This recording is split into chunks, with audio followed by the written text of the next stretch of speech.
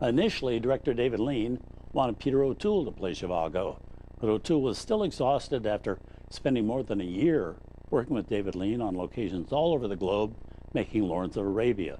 And O'Toole wasn't keen to take on another big, arduous project so soon. So O'Toole turned down the part, and that triggered a rift with Lean that lasted over 20 years. In fact, the friendship of Peter O'Toole and David Lean wasn't revived till just a couple of years before David Lean died in 1991. For the record, the only actor in Dr. Zhivago who received an Academy Award nomination was Tom Courtenay, who played Pasha. Although Julie Christie was named the year's Best Actress, but that Oscar was not for her work in Zhivago, but for the film Darling, which also came out in 1965. Up next, more of our memorial tribute to Omar Sharif. This time he's capturing and breaking the heart of Barbra Streisand in the movie which marked Barbara's film debut.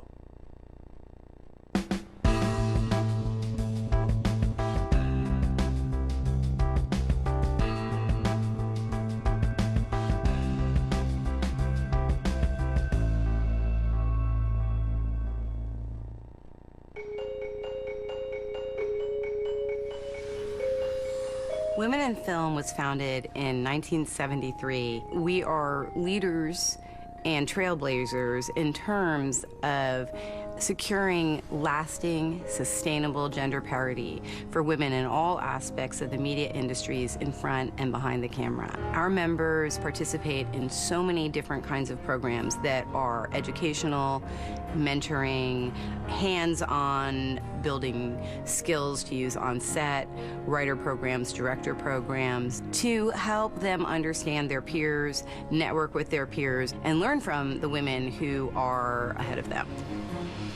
Until we get out of the gender ghetto that has been going on for years and years in Hollywood, we need to have this concerted effort to make change. There is a bias, or at least an unconscious bias, that has kept women in minimal numbers working throughout this industry. It's like we, without thinking, hire men in front and behind the camera when women may be equally as accomplished without any intentional negativity or attack.